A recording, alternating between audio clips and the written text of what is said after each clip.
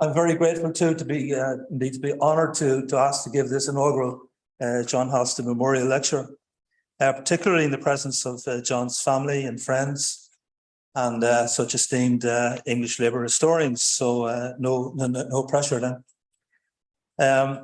As Mike referred to, I've known John. I first met him in 1980. 1981 it was at a labour history conference in Oxford Polytechnic, and we've met from time to time then, usually in some kind of a labour history context over the years. I remember a YALI meeting here in Manchester in 1991, and a reception in a very cold and drafty and shadowy Manchester City Hall, and for some reason when I was talking to the mayor, and for want of something better to say, I asked her if Manchester was in Lancashire.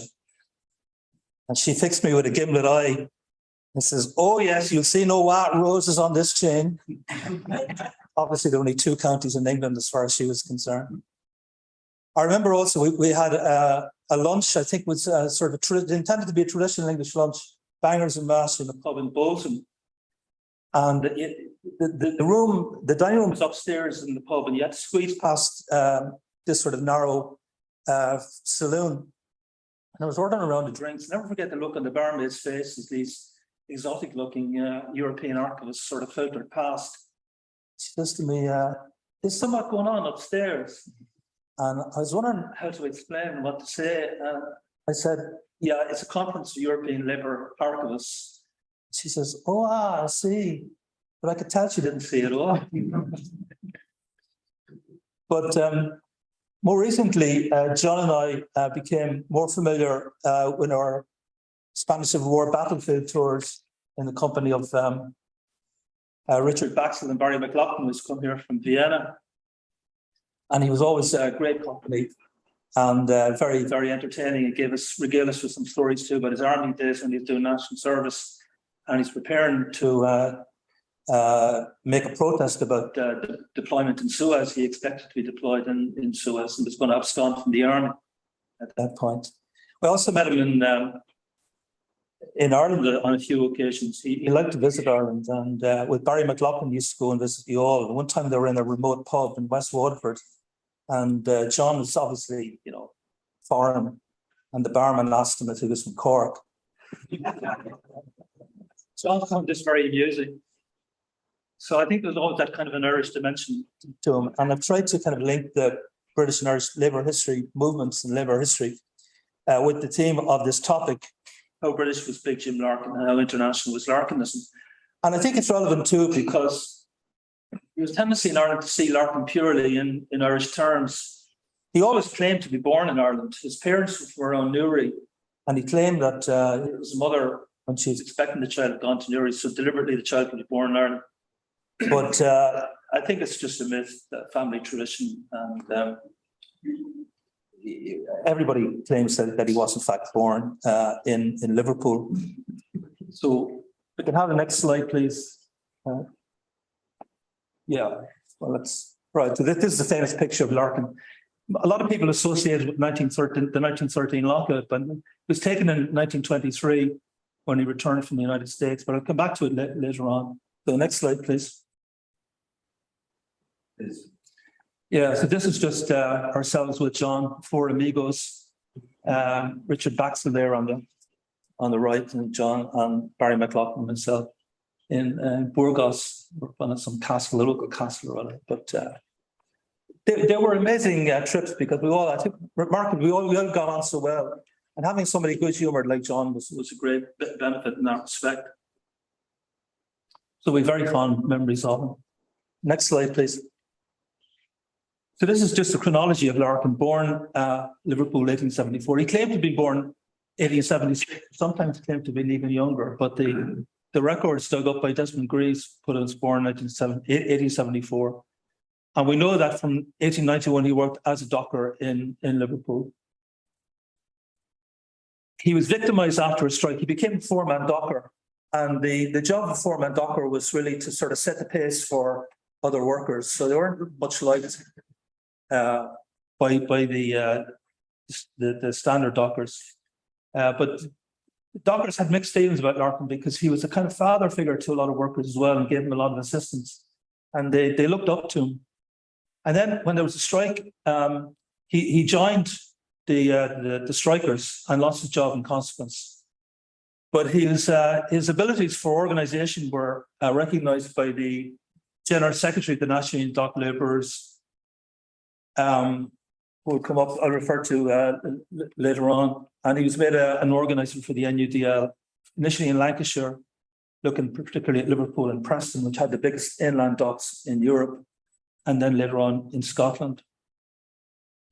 So he was sent to Belfast in 1907 to attend the annual conference of the Labour Party, which is meeting, technically it was the first conference of the Labour Party because it had been the Labour Relations Committee before that, or Labour Representation Committee before that. And it was an indication of the importance of Belfast as an industrial centre that they were going to meet in Belfast. So he was a member of the party, he went as a delegate, but he was also sent to reorganise the Irish force for the National Union of Dock Labourers, which incidentally was known in Britain as the Irish Union because there were so many Irish in it at all levels. But he had disagreements with his General Secretary, and he was suspended as an agent in late 1909, and then in late 1908, and then in January 1909, he formed his own union, the Irish Transport and General Workers. And I think he formed it for a mixture of personal and ideological reasons. I mean, the personal reasons were that he wanted to be his own man. He wanted to do his own thing and work as he wanted, when he wanted, how he wanted. He hated paperwork. He hated having to write to the executive in Liverpool saying, I want to go to Cork, to do some organising. Can have 7 shillings and 6pence for the train, please, and that kind of stuff. And then writing back a report saying, this is what I've been doing, this is who I met, and so on. That just sort of bored the mind out of him. So as he became increasingly popular, he felt he had, the entitlement to do his own thing in his own way. But as well as that, during the Belfast strike, he had disagreements with his General Secretary, James Sexton, because he found that he was a great orator, and everybody remarks on that. He was a brilliant public speaker. He could speak for hours on end without any notes, and he had a great sort of booming voice. Other workers started to come to him and wanted to join the union, particularly carters. And Sexton didn't see why carters should be in a dockers' union. I mean, that's what it said on the tin, it's a dockers' union. In Liverpool, the carters had their own union. But Larkin felt that, well, if we organise the dockers, if we go on strike, maybe they could help organise the carters, they could help the dockers and vice versa. So he felt there was an advantage in extending the membership of the union, which Sexton didn't see, because Sexton was very conscious of how the new unions in Britain formed from the 1890s had been crushed by many employers. And the Shipping Federation was notorious as an anti-union employer. They even had their own navy. They had a fleet of 6 ships to move strikebreakers around. So if the strike broke out in any area, you could just move in strikebreakers and crush the strike. And to prevent them being intimidated or harassed by the strikers, you could house them and accommodate them on these ships. So there was a sort of fundamental clash of ideas about the value of sympathetic action and sympathetic strike between Larkin and his General Secretary. And that was another significant factor, I think, that led to Larkin's suspension. And of course, he knew that he wasn't going to get a job with any other union because he was known as a maverick. So his only choice really was to form his own union at this point. So in January 1909, he formed the Irish Transport and General Workers Union. And it became, I suppose, best known for its leadership in the struggle against the 1913 lockout in Dublin. The lockout, it's sort of the only chapter of Labour history which really kind of comes into mainstream, public Irish history. So and Larkin was undoubtedly one of the best known Labour leaders in Irish history. The picture here we see of him is Larkin addressing the dockers in Belfast during the 1907 general strike in the port of Belfast. You can see he was a big tall man, over 6 feet, when most people would have been a bit smaller than they are now. big sort of broad shoulders, big hands like shovels, very commanding kind of figure, a guy who would win respect from dockers. Because you want to be an official of the National Dock Labourers, it helped a lot if you were a former docker and you looked like a docker and acted like a docker as well. But the lockout was a turning point in his life, and I think it affected his whole kind of mindset. He hated defeat, found it very difficult to cope with it. And his usual response was to move on. When he'd lost the strike largely in Belfast, not entirely his own fault. You could argue that Sexton was to blame for that defeat. And then Larkin moved on to Dublin. Now he'd been defeated in Dublin. He wanted to move on to America. And America was, I think, intended to be the start of a world tour. If he put himself, he wanted to go right round and go to the US, Canada, and then on to Australia, New Zealand, South Africa. Because you had a number of agitators at the time in the world doing that kind of thing, notably Tom Mann. And this was the time of the great sort of internationalization of labour. I think it was the only time when labour really matched capital in this internationalization. At the time of great globalization, I mean, globalization has been with us thousands of years, but every now and again it accelerates. And I think in the late 19th century, it accelerated due to the coming of the railways and the steamships and telegraphy. So there was a great consciousness of the world being globalized at this time, because by 1914, you could now move around the world in a few weeks and you didn't need a passport. You know, so people had a different view of things. Larkin didn't join any particular faction in America, because he wanted to be his own man, do his own thing in his own way. But in 1918, he was much impressed with the Russian Bolshevik Revolution. And he's a personal friend of John Reed, who'd written, of course, 10 Days That Shook the World. And by this stage, he's living in Greenwich Village, and he's hanging out with all these sort of bohemian lefties, including John Reed and so on. So he joins the Socialist Party of America, but the communist faction, which wants to turn the party into Communist Party of America. This leads to his arrest during the Red Scare in 1919. And he's imprisoned. When the Red Scare abates, it's generally recognized that he is really a political prisoner, and he's been imprisoned for his political views.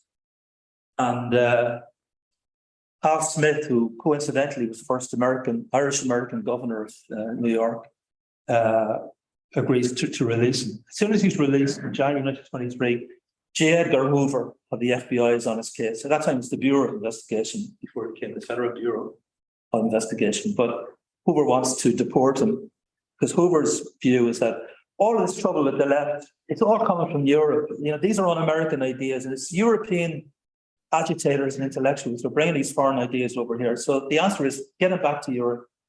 So Larkin is deported to Southampton in 1923. And from Southampton, the first thing he does is to go to London to meet the Communist Party leadership there, and then go to Dublin at the end, I think it's the last day of April 1923. This leads to a clash with the leadership, the people who've taken over the Irish Transport and General Workers Union while Larkin is away. You know, they think, well, he went away, you know, during all the trouble, during the Easter Rising and the War of Independence, and all this. And then, of course, there's a big increase in trade union membership in the later war years, immediately after the war. And they think we've built up the union from the wreckage of the lockout. And now Larkin wants to come back and, you know, just take over his union as he saw it, you know. So they're not going to have that. So there's a split, and then there's another split in 1924. And I think the 1923 split was personal.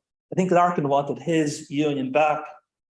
But the 1924 split is ideological, because it happens when Larkin is away in Moscow. He's off attending the first conference of the conference of the Comintern and the Profintern.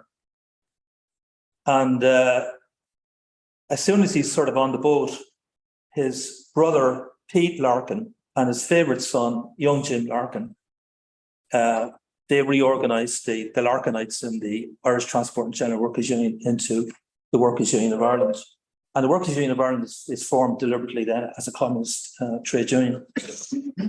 So next slide, please. So just to go back to Larkin again, we can see certainly some Irish influences. Both his parents were Irish, they were Irish nationalists. They migrated from Newry to around Newry to Liverpool. And they brought up Larkin, I think, in the Larkin household in a kind of an Irish nationalist tradition. Liverpool was also perhaps most sectarian city in England at that time, with quite sharp divides between Catholics and Protestants. Even in the football, although some people deny it, I think generally Liverpool was seen as a Protestant team and Everton was seen as a Catholic team. So they were a close family, and Larkin was very much he was given a bit to nepotism, and in the 1920s, the Irish Transport and General Workers' Union, which is now at daggers drawn with Larkin's Workers' Union of Ireland, they refer to the Workers' Union of Ireland as the Larkin family organisation. So next slide, please. So the Irish image of Larkin is very much dominated by his involvement with the 1913 lockout, which has become the kind of foundation myth of the Irish labour movement. The myth is that workers were locked out for the right to join a union. In fact, it was more complicated than that, but that's how the image has come down from us. And that's the kind of image that Labour would like to preserve. And they want you can't really separate Larkin from the lockout. But Larkin's post-1923 career was very controversial. So how do you deal with it? How do you keep Larkin as a hero, but bury the controversy? Answer: confine him to 1913, keep him as the hero of 1913, and forget about the rest. So that's how the Labour movement sort of dealt with it. But it's been immortalised as well by the book that was written about the lockouts, Strumpet City. And Strumpet City is really it's the Uncle Tom's Cabin of the Irish labour movement. Again, don't talk about Larkin and syndicalism or even Irish republicanism. Confine him as with a simple man with a simple message: trade union solidarity. And you counterpose him to Connolly. That's another kind of theme, that Connolly is seen as the Republican and Larkin as the internationalist. There's a pageant in 1984 to mark the 75th anniversary of the Irish Transport and General Workers' Union, and it showed Connolly on stage carrying a green flag, saying, "I'm going to stay in Ireland and fight for a workers' republic," and Larkin carrying a red flag and saying, "I'm going off to America to fight for the international working class." That's the kind of popular image of the two.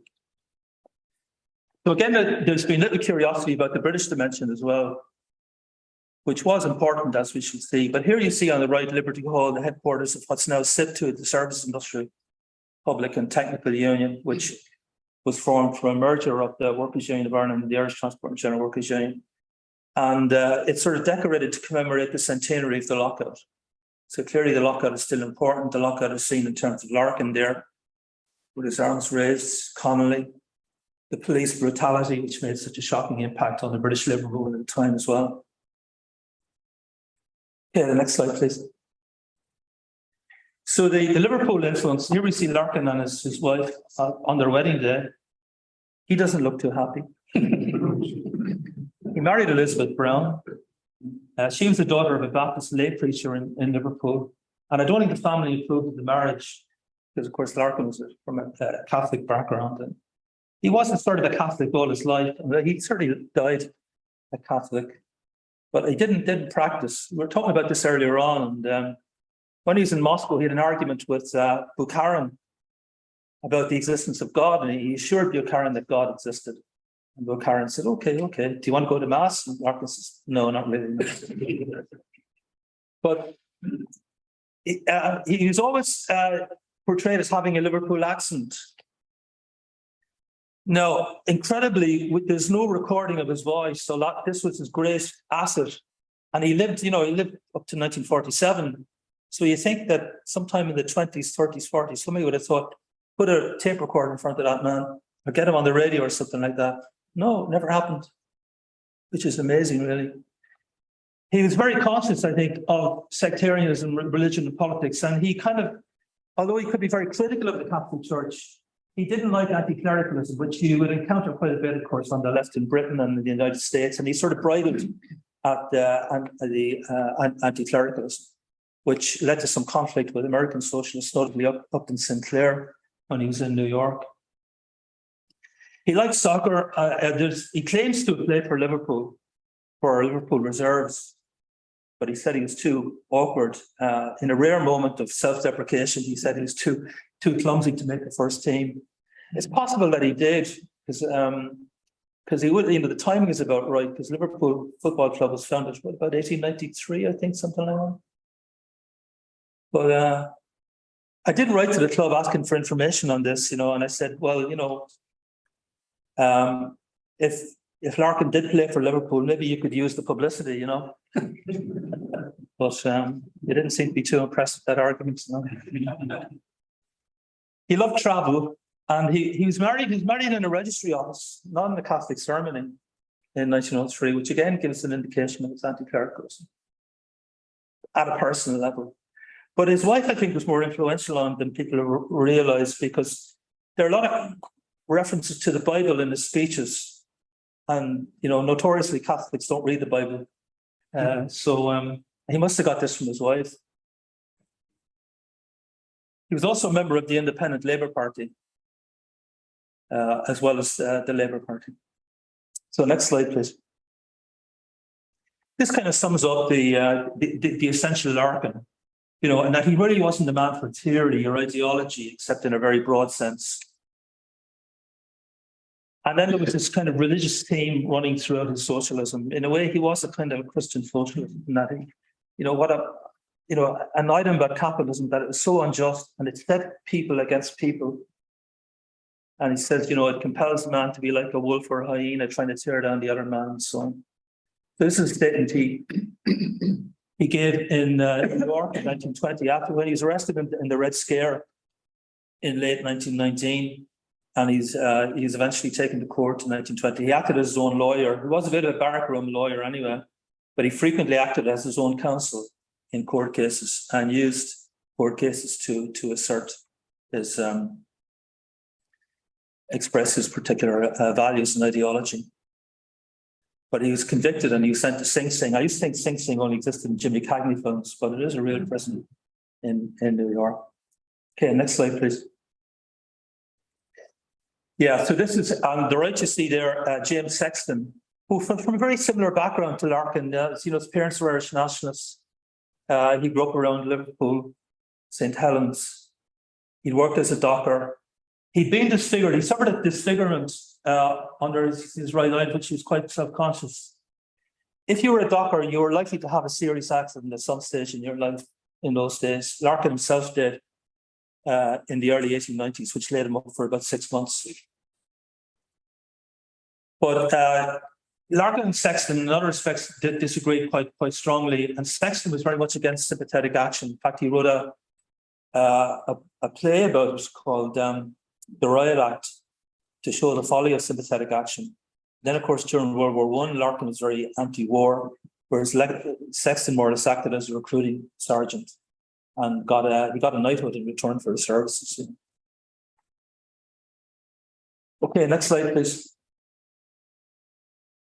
So just before the foundation of the Irish Transport and General Workers Union, you had this debate within the Irish Labour movement.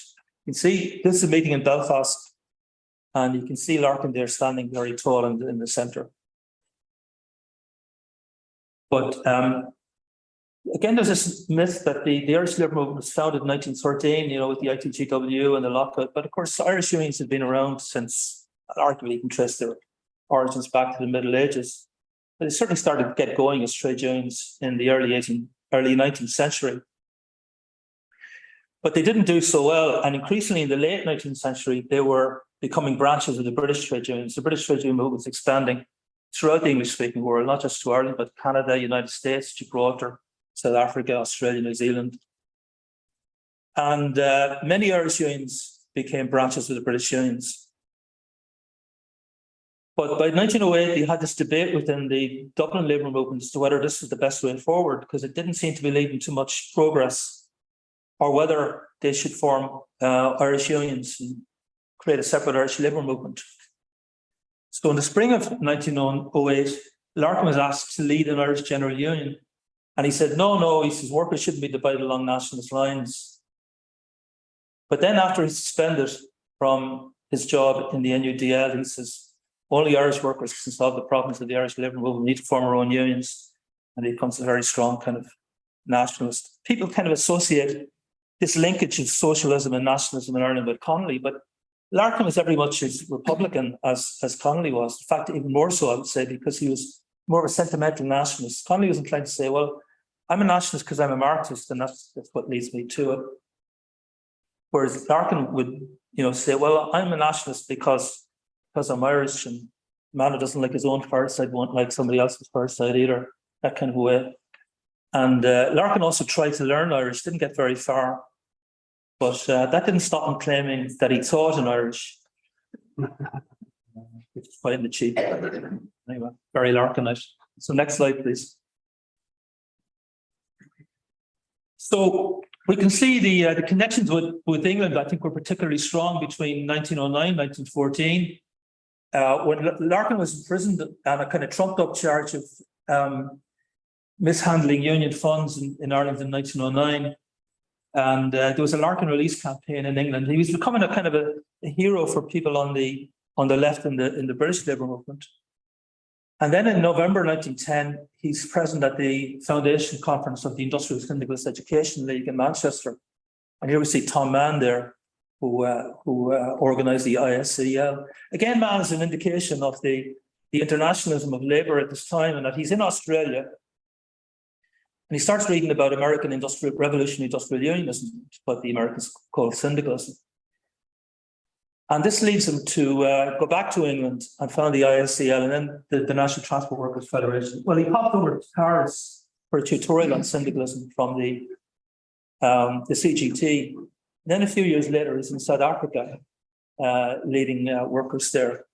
So, it's an indication of how they were moving around. That's the kind of life that Larkin wanted too, because he loved travel. So in 1911, then the ITGW tries to join the National Transport Workers Federation, but James Sexton had a black vote. And then Larkin himself helps to form the Scottish Union of Dock Labourers, which is kind of a breakaway from the NUDL. Again, for sort of, militant reasons, they felt that the NUDL wasn't militant enough, and they wanted more radical tactics. And then, of course, 1911 to 1913, Larkin engages with the Great Labour Unrest, as it became known, this strike wave that went on in Britain from 1911 up to the outbreak of World War I. He's very much in contact with the Daily Herald Leagues, and these are the support bodies for the Labour trade union newspaper, the Daily Herald. And, they get regular coverage in Larkin's paper, the Irish Worker. So next slide, please. Then, of course, the kind of zenith of unity and solidarity between Britain and Ireland, I suppose, is the 1913, when the British Labour movement sends a lot of help to the locked out workers in Dublin. This is a great quote from Harry Gosling. The British Labour movement agrees to send food chips. I mean, it would have been probably financially would have been made more sense to send a cheque to Dublin, and then they could spend the money in the shops in Ireland to buy food for the locked out workers. But Larkin knows that the whole idea of food ships breaking the boom of starvation, sailing across the Irish Sea, it makes for fascinating, propaganda. So the cooperative movement loads up food parcels here in Manchester in Balloon Street, and they load up food ships and they sail down the Manchester Canal and off to Dublin. And Harry Gosling he's just overwhelmed, moved to tears by their reception as they arrive at the quayside. So you can see here Larkin, he's wearing a flat cap rather than the usual wide awake, but he's there with the crew of the first ship, the Hare. So we can have the next slide. So here we see at the top there is the original Hare. I think it was lost during World War I. And during the centenary of the lockout celebrations in 2013, you had a ship sort of vaguely resembling as the Hare, supposed to rename the SS Hare to commemorate the lockout. But Larkin also then turns to England largely, not really to the rest of Ireland, for support for the workers in Dublin, And with typical kind of Larkinite flair, he calls his campaign of rallies in England the Fiery Cross. I think he got the idea from Sir Walter Scott, because the Fiery Cross was the call to arms of the Scots clans. So I think that's where he got the idea. He was a fairly well-read man, and he loved literature. But then he becomes identified with the rebels, as they were called, the sort of left of the labour movement in Britain. And his problem was that he's identified with the rebels, and he kind of plays the gallery in some respects in courting support from the rebels, but he really needs support from the officials if they're to get decisive action to help Dublin. And to do that, you need to walk a very fine line. And Larkin was not the man to walk the line in that way. So he actually makes himself part of the challenge to officialdom, which turns the official labour movement very much against him. And in a special conference of the TUC in early December, they decided they're not going to organise any strike action or support any strike action in Britain to support the defeat of the lockout. So next slide, please. So this is a quotation from Larkin in November 1913. Now, if you're a union official or a union leader and you're reading that, you're not going to feel very sympathetic to the man himself. But it's an indication how he's willing to throw caution to the winds in his support for the rebels. But conversely, he's also seen the cartoon in Dublin as representing, the class challenge to the vices of capitalism. So you can see there this cartoon by Kavanagh, the Dublin labour war is just shining a light on the other problems of the city. It's not just about wages and conditions or the right to join a union. It's really, sort of the basis for an attack on the entire system, a prism through which you can see all the evils of capitalism. Next slide.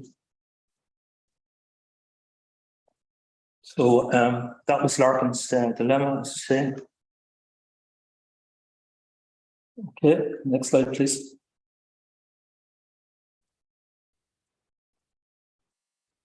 But the solidarity and the engagement with Britain didn't end with the end of the lockout. In January, Larkin was forced to support the return to work on more or less on employers' terms in January 1914. So basically, the struggle collapses.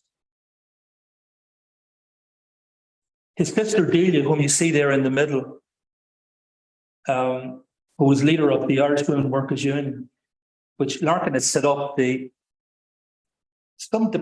Irish kind of feminist history projects the formation of the Irish Women Workers' Union as a kind of great assertion of Irish women's solidarity and sentiment and so on. But you could argue too that it was really Larkin founded that union to give his sister a job, because Larkin decided that member in the constitution of the Irish Transport and General Workers' Union meant a man, and therefore you needed a separate union for women. So he set up the Irish Women Workers' Union, and with Delia as the secretary and himself as the president, he was the only male member of the union. But Delia led a troupe of a dance and theatrical troupe to tour around mainly the north of England in the spring of 1914, collect funds for those workers who'd been victimised in the lockout. Now, the cardboard, the blackboard says freedom's martyrs, members of the Irish Women Workers' Union, who suffered terms of imprisonment in the cause of labour. But it's also been suggested to me that some of these, if not all of them really, were actually members of our dance and theatrical troupe. So I'm not entirely sure.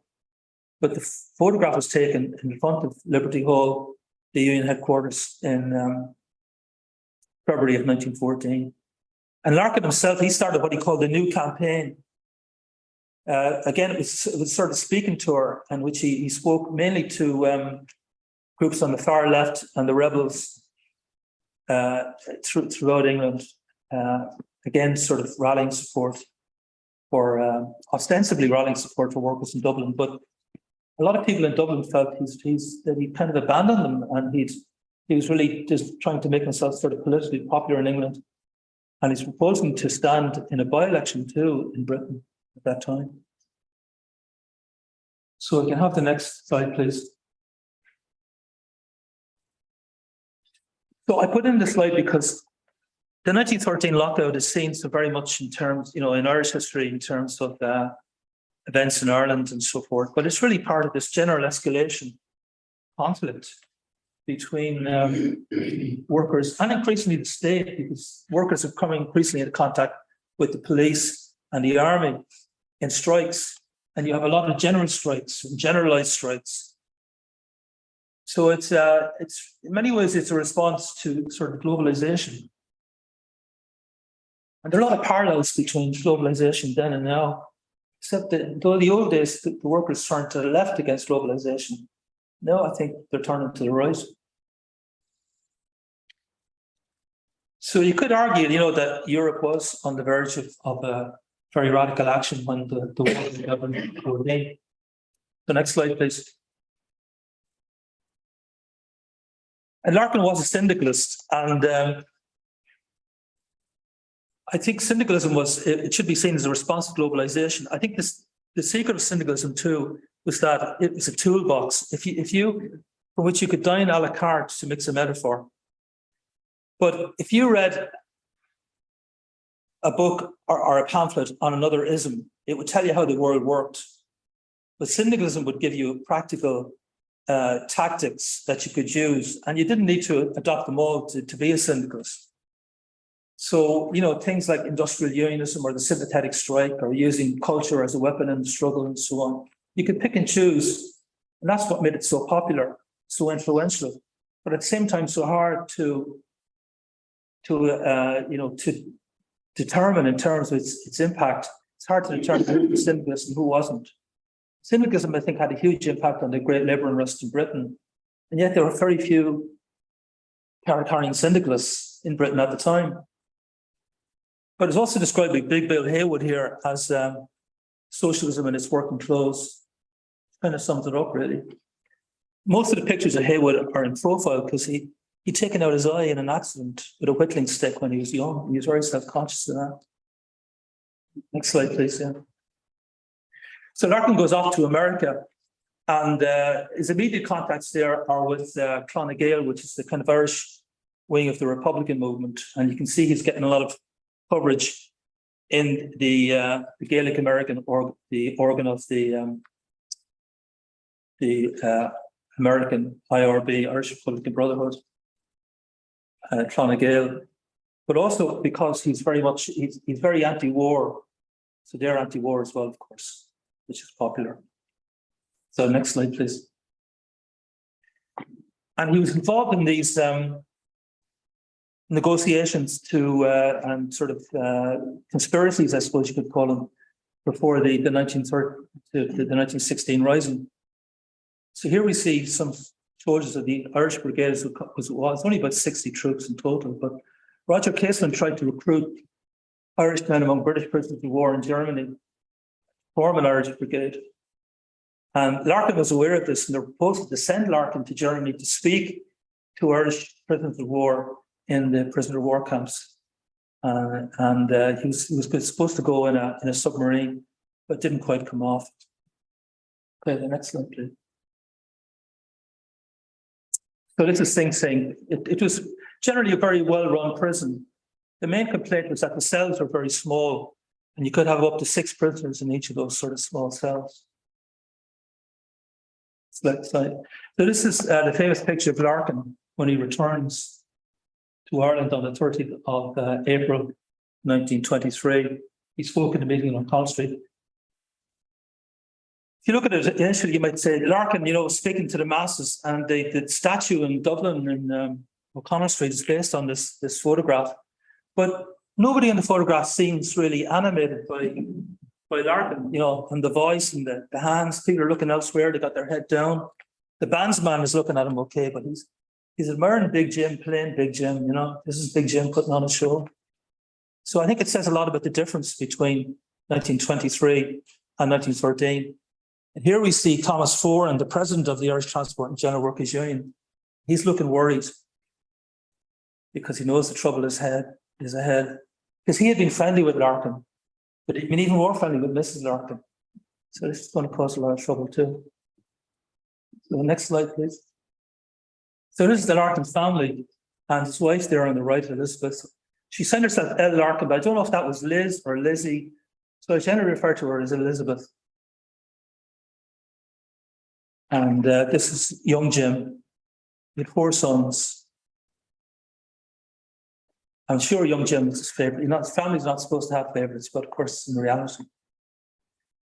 But she was approached in 1921 by R.M. Fox to join a campaign to get him out of jail in America. She refused.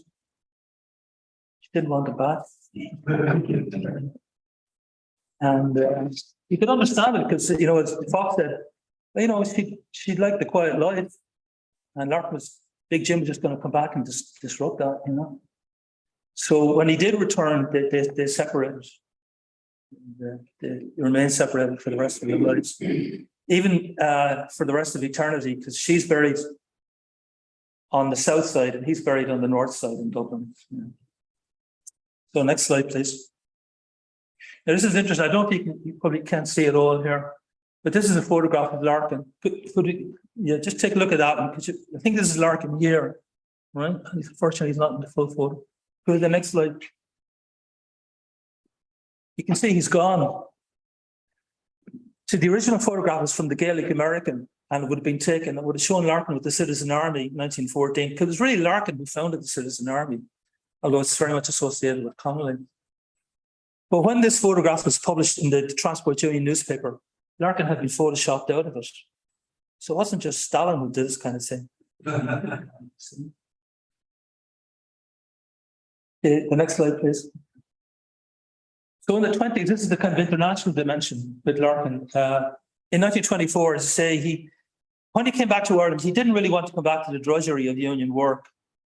He developed this secret liaison with the Germans to undertake anti-war propaganda in America. America didn't join the war until 1917. And in 1915, in fact, he was kind of down on his luck. He had hoped to kind of make it on the lecture circuit. That didn't go down so well. So he then got a job working for the Western Federation of Miners, places like Butte, Montana, which is very tough. Didn't much like that either. So he took this job as a kind of anti-war propagandist for the Germans. He kept it secret because it wouldn't look too good if the American Labour Movement had known he'd been taking money secretly from the Germans. But the liaison with the Germans came to an end at the end of 1917, and he then went to New York. But when he returned to Ireland, he really wanted to undertake that kind of relationship again, except to get money from the Comintern, to be a kind of freelance agent in Ireland. But the Comintern thought, well, yeah, we'll give you the money, but we want you to set up a party, an Irish Communist Party. But he didn't want that because he knew the party would be used to control him. And he was really, he hated any kind of supervision of control. So he had this very tortuous kind of relationship going on between himself and the Comintern throughout the 1920s. But in 1929, he's in Moscow and they get his picture taken with delegates to a transport conference there. The pose is interesting because in all photographs, he sort of elbows out and doesn't quite fit in with the rest of them. The others are kind of, but he's he's spreading out and he's clearly uncomfortable in a group context. His body language is indicating that. But he breaks with the Comintern in 1929. Though he still continues to portray himself as a communist up to about 1932, I think. So next slide, please. So this is the famous statue in Dublin. And as you can see, it's based on the photograph taken in 1923. So it's rather unusual. David Howell remarks on this, that how unusual it is to find these kind of heroic representations of socialist heroes in Dublin. He says, taking a train from Belfast, you come to Connolly Station in Dublin. You're never likely to take a train from London to Sheffield and arrive at the Scargill Station. But here we have, a European capital city with one of the executive members of the Communist International, on the plinth in the main street. He claimed to have been elected as one of the. He was elected. In fact, he was a candidate member of the EFE, but he claimed to have been elected as one of the 25 rulers, one of the 25 governors to rule the earth. When he came back to Dublin, he made a speech to that effect. And his great opponent in the Workers' Union of Ireland, William O'Brien, said, "Why does the Comintern need the other 24? So could you have the next slide, please? So as you can see, these are some international brigaders. You know, the statue is sort of a focal point for radicals, radical meetings and so on. And it very much embodies the kind of image of Larkin. So next slide, please. So this is finally ourselves with John. This was taken in Albacete, I think. Albacete, yeah. They were great times and very fond memories of our trips around Spain with John, hearing his stories. What I remember most about him, I mean, aside from that, is two things: his passionate commitment to the labour movement, not just to labour history, but to the entire labour movement. That was his life. And secondly, his kindness and just openness. And he was non-dogmatic, and you could argue with him about anything, still remain friends. So thank you all very much, and thank you all particularly for John's family for turning up. Thanks.